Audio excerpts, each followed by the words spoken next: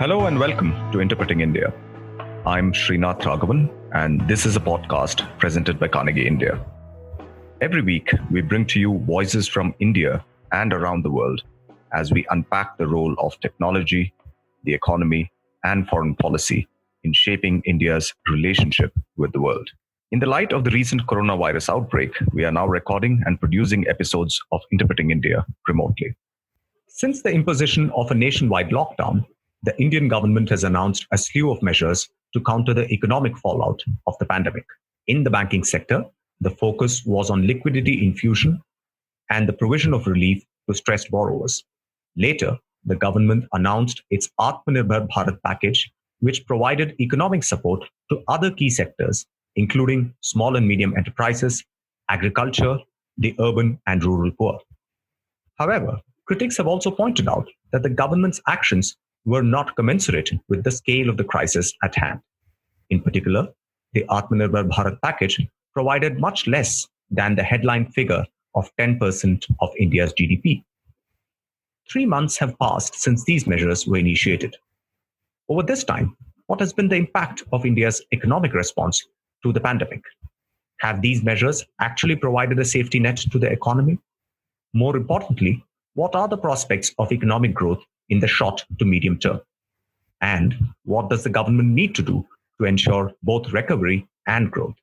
To discuss all this, we have with us today Pranjul Bhandari. Pranjul is the Chief India Economist at HSBC Securities and Capital Markets India. She is responsible for developing the firm's position on macroeconomics and public policy in India, leading their economic research franchise from Mumbai. Prior to joining HSBC, Pranjul completed a resident fellowship at the IMF in Washington, D.C., after graduating as a Mason Fellow from the Harvard Kennedy School. Previously, she has worked at India's Ministry of Finance with the Chief Economic Advisor and at the Planning Commission with the Deputy Chairman. She has held roles as an economist covering Asian markets at Goldman Sachs and at Britain's Department for International Development. Pranjul, welcome to Interpreting India. Great to have you with us today. Thank you, Sheena. Great to be here. Pranjul, I want to start by asking you to give us a little bit of a sense of how you read the economy and its current state. I understand these are still very uncertain times and it's not clear, whether we are in the middle or the end of the pandemic. But could you begin by giving us a snapshot of the main indicators as you read them? Yeah, sure. So, as India has been unlocking over May and June, a lot of the activity indicators that we track are looking up. So things like mobility data, electricity consumption, GST, eBay bills generation, labor force participation, all of those things are looking much better than they were, back in April. But we also have to look at it very carefully. They look better compared to the lockdown period. But if you look at it vis-a-vis same time last year, then things aren't great. In fact, things are still running about 30% below what they were the same time last year. So some improvement from the lows, but still a long way to go. And I think the big question here is, what's driving the improvement? I think the improvement is mostly being driven by postponed consumption demand. The lockdown that we went into came as a surprise to many. People hadn't stocked up. So as soon as things began to open up, a lot of consumers went out there buying things. There's been a huge pent-up consumption demand on the back of that, inventory restocking and manufacturing. So all of that has led to this increase since the April lows. So that's what we're looking at now. But that also worries me a little bit because pent-up consumption demand is a one-time. It can't sustain growth over long periods. And I'm worried that once July and August are over, what will really drive India's GDP growth? Right. And how do you see the impact of the various measures that the government had announced, about 3 months ago? We've seen a series of things being rolled out. I mean, has all of that helped kind of stabilize the situation? Has it laid the foundation for the kind of medium-term growth that you're talking about? Well, I think the government has done what was necessary, the bare essentials. I think free food grains was a great step. A lot of cash transfers in the form of PM Kisan, Narega, those were great steps too. And then loan guarantees for small businesses was good too, although that is still gradually rolling out. But I think a lot still needs to be done. For instance, our banking system is still hurting. It's been used as an intermediary for a lot of things that the government and the RBI has announced, but it itself has a lot of problems. For example, a very elevated stock of non-performing loans that is making it very risk averse. It's not being able to give out loans as freely as it was in the past, and something has to be done there. I don't think any steps have been announced for that. Of course, then there are some other sectors, for example, aviation, which are likely to be longer-term victims of COVID, and some steps are needed there as well. And finally, a lot has to be done about what I call allocating capital efficiently. India has a limited savings available, and you really need to deploy it, take it out from those sectors that are not really working right now and put it in sectors that are working, so we get our best bang for the buck. Investment keeps sticking and jobs keep getting generated. And for this, we'll need a good resolution mechanism. For example, improving the insolvency and bankruptcy code. So these are a lot of steps that still need to be taken, which are probably not being taken adequately at this point. Now, you mentioned the problem with the banking sector and the non-performing assets or bad loans. You also talked about a sort of declining savings rate, and that, of course, translated also perhaps reflected in the declining sort of investment rate, which we've also been seeing for quite a while now. But these are problems in some ways that predate COVID. And one of the questions that I've been thinking about is, what has been the impact of COVID? I mean, has it accentuated existing problems, or has it also created new problems for the economy that will now make future growth even more challenging for us? So I'm very happy you brought this up, because I think the slowdown that we're seeing, some of it is of course new, the part that is led by COVID. But even before the pandemic, India's growth was slowing. A lot of people simply called it demand side slowdown. But if you look at it carefully, it was some supply side issues, and it had its root back to about a decade ago. When we first spotted that India's corporates were sitting on too much debt, and India's banks were sitting on too much of non-performing loans. Banks were extremely, risk averse at that point. This was called the twin balance sheet problem then. A lot was written and spoken about, but unfortunately, we were never able to resolve it fully. Even before the pandemic, India's non-performing loans at banks was quite elevated, and banks were not giving out credit adequately. So there was huge balance sheet problems already. In fact, if you look at any of our, main data, for example, investment rate, wages, job markets, over the last decade, they have all been weakening. And I argue it's on the back of weak balance sheets of corporates and banks. And this trend has probably just got accentuated by COVID, because what the pandemic will do is that it will probably just increase the non-performing loans at India's banks, making the banks even more risk-averse than before. We had already started seeing some liquidity issues in India's shadow banks, and I'm worried that these liquidity issues will also get accentuated through the COVID period. So generally, yes, everything that was looking a bit shaky before the pandemic is perhaps likely to look a bit worse, once the pandemic is behind us. And that actually brings me to, the whole concept of potential growth. Where do I think India's capacity to grow will be once the pandemic is behind us? And I believe it will be much lower than the pre-pandemic period. And how does one think about this concept of potential growth? I mean, what kinds of things lead you to believe that the frontier of growth in some ways perhaps has shrunk? I mean, how do we make these judgments? Yeah, so simply put, I think potential growth basically means the rate at which your economy can grow sustainably without stoking macro instability, which would mean without becoming very inflationary or without leading to a balance of payment or external crisis of sorts. So what's your sustainable growth that your economy can generate. Interestingly, it had already been declining since 2008. So just before global financial crisis, we estimate India's potential growth to have been just north of 7%. And just before the pandemic, we estimate it to be just about 6%. So it was already coming down slightly. And our own estimates suggest that by the time the pandemic is behind us, it would have fallen by 1 percentage points to about 5%. What will be the main driver of this fallen potential growth?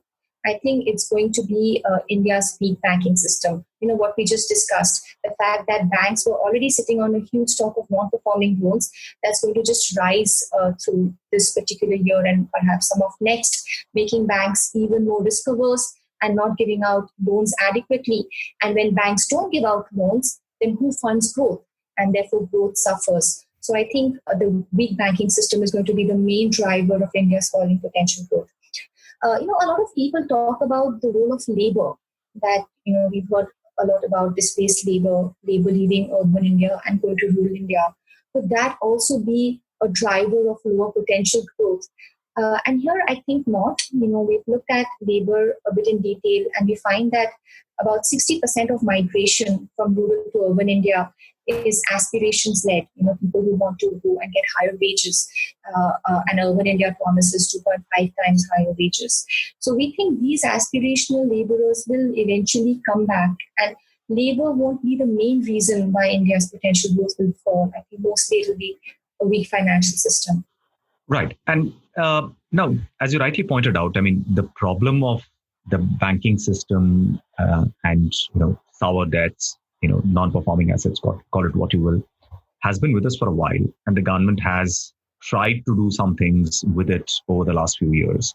But do you think it's time now, especially in the context of what are the further problems that the system is going to be saddled with, to think of some radically different ways of solving this problem? In the past, I remember there used to be discussions about saying whether the government should create a bad bank, etc. But what is the way forward, really? Yes, it's a tough question, the one you ask. If it was a perfectly running economy in which reforms could be done very efficiently and very quickly, then I would say, many new steps should be taken. For example, a bad bank should be created for certain sectors like real estate, for which the insolvency and bankruptcy code doesn't seem to be efficient enough.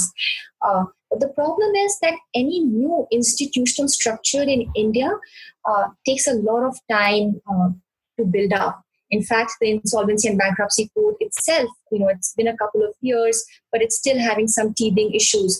So I'm not sure if we sort of announce a new bad bank, suddenly the bad bank will be working wonderfully and, solving all our problems.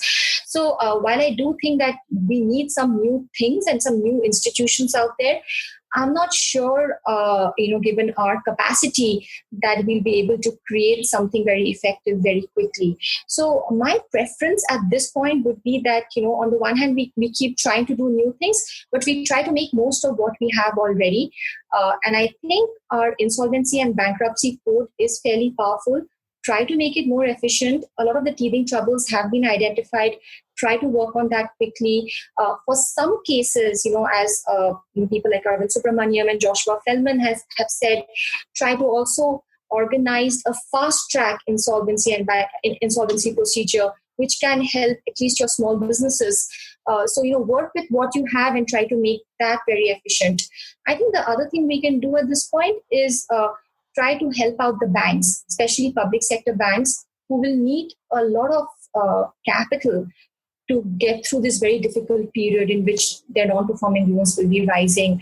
So, in the past, the government has given bank recapitalization bonds to India's banks. And I would say try to do a lot of that again, because that's one thing that the PSU banks need at that point. So work with things that are already there and things that have helped in the past. I think that will be very important. And I think after that, the important step to be taken would be to really understand why did India have this huge stock of non-performing loans to begin with. Because if you don't really get to the heart of that, you're never going to come out of this problem. And I think a few things, for example, reforms on the land front reforms on power distribution companies, and reforms on transportation infrastructure. I think these three things would be very key. If government can focus on these three, then a lot of the problems would get solved. Right. I'd like to come back to those questions, particularly around the infrastructure kind of sector, broadly speaking. But early on, you'd mentioned also that, alongside regular banks, the shadow banking system, or what we call non-banking financial companies in the Indian context, has also been problematic. And we know that starting with IL&FS and its sort of troubles, that sector has been looking shaky. And there's, in fact, in some ways, the tremors from there have kind of unsettled the economy even before COVID came along. So, what is your reading of the state of play as far as NBFCs are concerned?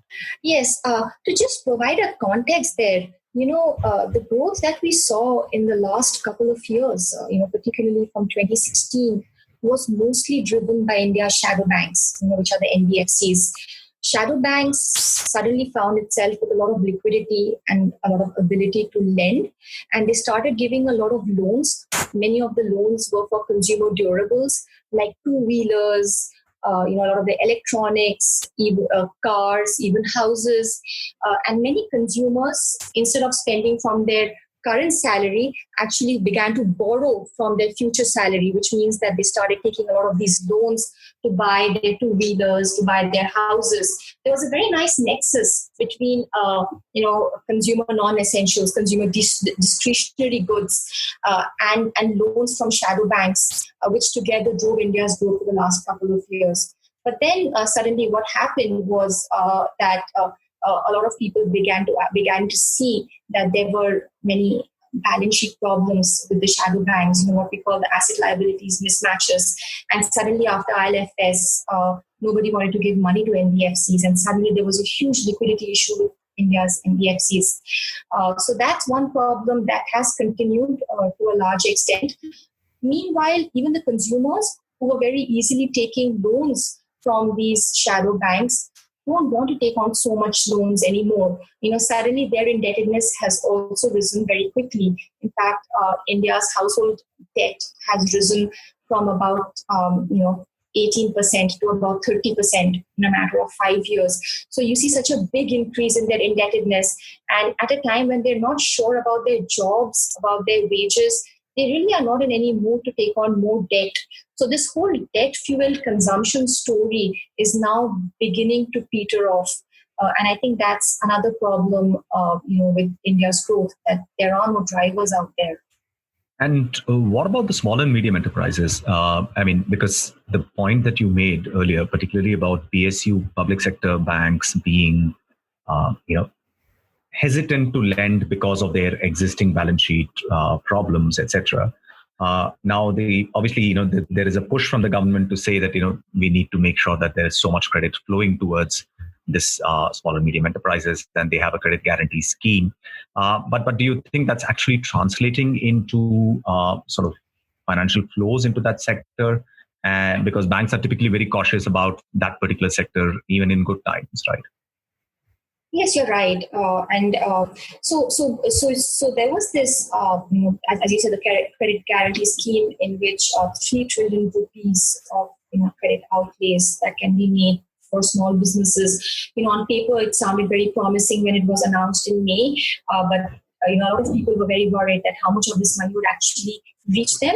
What we found that in the last month and a half, about a third of the package is beginning to trickle into small businesses. So it has started with the public sector banks doing much of the work, not really the private sector banks at this point. So we're already seeing that happen. But I think the big question would be, is that enough? And I think the answer there is perhaps not, because this is not that much money given the number of enterprises that there are, the small and medium enterprises. So over time, more will have to be done. For instance, something like an interest subvention scheme could also be there, in which small businesses don't really have to pay the interest or get a holiday from the interest payment for some time. I think that's something that will help them. But the truth is that even with that, I think it won't take away all the pain. This is a very painful experience for them. Most of the small businesses in India don't have too much of economic buffers. They don't have too much of surplus. So when cash flow falls for some time, for example, during a lockdown, then many of them, will probably not be able to live through that pain. I think overall, there's going to be a lot of bloodbath in that sector. And, just picking up on what you've been saying, so it seems to me that, the corporate sector is going to be, facing balance sheet problems and perhaps, a cycle of, debt, which is going to catch up with them. The household sector, as you said, is perhaps already over leveraged and will be looking to be much more cautious in the current context. So that effectively then leaves us with the government as perhaps providing the main engine for any kind of economic growth in the medium term. And it is in this context that I want to understand, your earlier point about saying that the government should perhaps fix a few big sectors, particularly land, power generation, infrastructure more broadly. But I mean, what kinds of things do you think need to be done in order to be able to make these, the domains where government-led public investment can actually bring a bit of an uptick as far as growth is concerned? Yeah, look, you're right in saying that most of the balance sheets in the country are impaired, like, for example, corporates, banks, shadow banks, even consumers, and to be honest, even the government, because even before the pandemic, the public debt in India was 72% of GDP, which is very high. And even with the very small fiscal stimulus that the government has announced, remember India's fiscal stimulus is perhaps one of the smallest in the region. It's just 1.4% of GDP. Even with a fairly small fiscal stimulus, the government debt this year is likely to rise from 72% to north of 85%. Just on the back of tax revenue shortfalls, revenue problems, GDP falling. So the government is not in a very good place either. I think the RBI, the central bank balance sheet, is relatively a bit more healthy, and that's why you're being able to see the RBI doing a lot. For example, give a lot of rate cuts, also maintain banking sector liquidity at surplus for a fairly long time, and a lot of these targeted funding schemes, which are known as targeted LTROs. So the central bank is being able to do quite a lot because its balance sheet is in a fairly good situation. But overall, the government and the RBI will have to tag team and perhaps drag India out of this problem because no other balance sheet is fit enough to spend. So, so with that context, if you're talking only about investment, a couple of points to note. Number one is that we've seen in the past that public capex, government-led investment, can be very powerful in crowding in private sector investment if it's done in a fiscally responsible way. So at some point, the government will have to play a role if it wants to crowd in private sector investment. So, that's something that we've seen in the past. And, hopefully, maybe not this year and next year, but maybe after that, the government can start increasing its capital expenditure budget again. The second thing, we realized about investment is that it is very sensitive to policy uncertainty.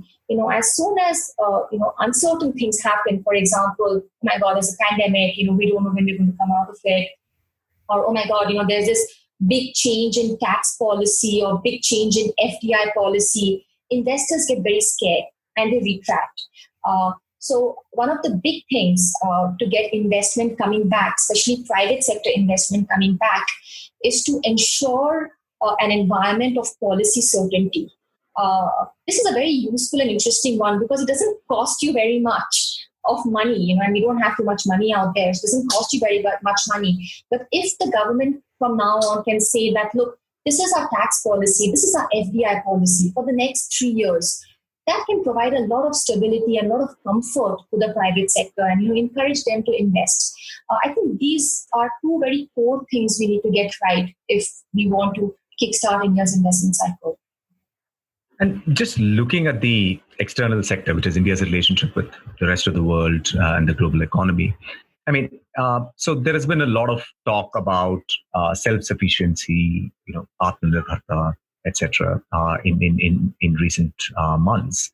And while I can understand that some of this is very much geared towards kind of, instilling a sense of confidence in the people that we need to stand for ourselves, etc. So to that extent, it has a certain kind of a kind of a social mobilization function.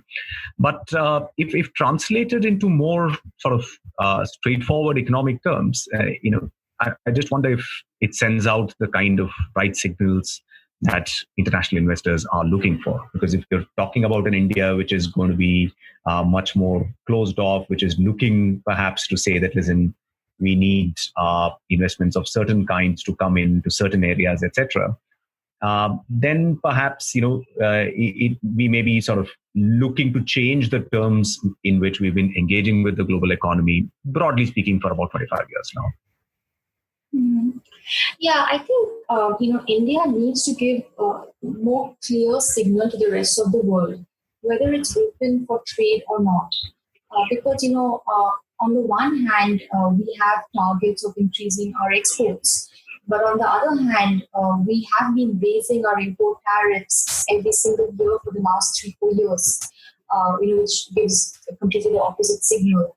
So, in some sense, I think we need some clarity back home that we want to be self-reliant, we want to have strong growth, we need jobs, but how do we go about that? What should our relationship with the rest of the world be? Because in my mind, trade is a two-way. It's sort of like a two-way game. If you want to benefit from it, you have to allow others to benefit from you as well. And I think we have been giving the wrong signals there. By the way, a couple of thoughts there. One is that global trade was already shrinking since the global financial crisis. And there's likelihood that, after the pandemic, it could perhaps shrink more as, many countries, such as India, want to become much more self-reliant in many sectors. So, think about it as a shrinking pie. And if then India has ambitions to gain a larger part of a shrinking pie, it will have to work very hard, because it's never easy to sort of gain when the overall pie is shrinking. And I do think that India needs a lot of very important reforms. Our own study had shown that, the reason why India's exports are not very competitive, about 50% is because our own domestic bottlenecks when we produce, about 33% because of global growth, and the remaining, which is less than 20%, is because of exchange rate. The big thing is domestic bottlenecks. We have to improve our ease of doing business. We have to do a couple of reforms, particularly the ones I mentioned in a couple of minutes ago on land, on power generation, and on transportation infrastructure. I think that would be very key. And then, of course, the second is to give the right signals. So I think we'll have to be very clear about our policy there as well. Just to cut a long story short, I think we need some clarity back home and then communicate it effectively. Right. And I suppose all of these steps are also very important if you're thinking about attracting some FDI, say, in manufacturing in India as well. Right. I mean, there has been a lot of talk lately about saying that global supply chains are going to get reconfigured after COVID. People are looking to diversify risks. Some countries are specifically looking to get out of, say, places like China. So there is a sense that, this is an opportunity for India, and even the Prime Minister said as much. Now, obviously, there is some opportunity in some theoretical sense, but perhaps if we do not do the kinds of reforms that you're talking back home, we are not really going to be well positioned to take up those opportunities. Yes, that's absolutely correct. Yes. Right. So, Pranjul, just a final question for you was, if the government has to now think both about managing this period of lockdown, which is continuing in phases, continuing in geographic locations across India, but at the same time still look forward to the medium-term target of reviving and resuscitating growth. So in a sense, not just look at pulling through this particular period, but also plan for a little ahead. I mean, what are the two or three headline issues that you think they should be focusing at? I mean, you've spoken about certain sectors, etc., but the government also, I'm just mindful of the fact that current crisis management must be sucking up a lot of their airtime and their mental energy. So, but if there are a few things that we need to keep our eyes very firmly set on in order to get that kind of medium-term growth that you're talking about, what should those things be? Yeah. So look, I think our priority right now is to allocate capital efficiently. As I said, India has a limited amount of savings, which is necessary to fund growth. But we need to take it out of sectors which are not going to be working well, especially in the backdrop of COVID. And we need to take it out and put it in new sectors that will perhaps work well. And there are going to be a few sectors that will work well. For example, think of IT. A lot of the Indian IT firms have a lot to gain in the post-pandemic world when the rest of the world will be increasing its budget on IT infrastructure, cybersecurity, and so on.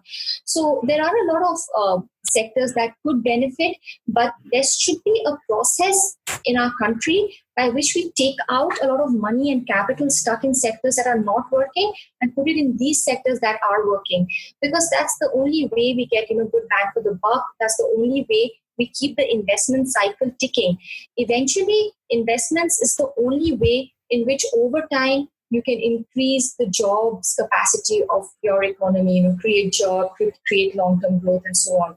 So with that in mind, I think it's very important at this point to strengthen the insolvency and bankruptcy code and ensure that it's being able to resolve a lot of the problem areas which banks have in terms of non-performing loans, a lot of loans that some sectors are not being able to repay. How do you resolve that? Take that money out and put it in sectors which are working. So, strengthening IBC is, I think, a priority right now, which a lot of people, frankly, are not acknowledging. The second is look after your banks because you need them to fund growth. At this point, I think the banks are a bit too battered with a lot of non-performing loans and also a lot of responsibilities. We're looking at our banks to give money to small businesses. We are looking at our banks to give money to NBFCs. Like we are basically depending a lot on our banks. But who looks after the banks? I think the government will now have to start giving a lot of recapitalization bonds in order to recapitalize India's banks. I think that's the only way that we can sort of stand back up quickly once the pandemic is behind us. And perhaps in the long run, just to take your suggestion forward, is to not put so much of the burden on the banking sector to finance all our development and growth needs, right? I mean, in a sense, we don't have a well-developed corporate bond market in this country. Yeah. And also, corporates just seem to be sort of much more comfortable with debt than equity-related kind of transactions. So. Yeah, so that has been a long-standing problem in India. It's quite a shame that our corporate bond market isn't more liquid and larger than it is, because that would have taken a lot of the burden off India's banking system. So that's one important area. And of course, we also need to strengthen a lot of the regulation around the shadow banks. Many of the shadow banks, they have balance sheets which feel very opaque. A lot of people don't have access to it. We need better data coming out of shadow banks so that they can be better regulated. So I think all of these things will be important, both the corporate bond market and a more efficient shadow banking system, and take off some of the pressures from India's banking system, which I think is very much needed. Pranjul, thanks so much for sharing your insights with us today. It was wonderful to chat with you. Thank you, Srinath. Thanks for having me. It was great.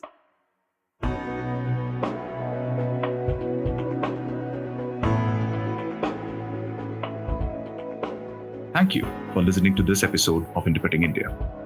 Stay safe and don't forget to wash your hands. For more information about the podcast and the production team, you can follow us on social media and visit our webpage.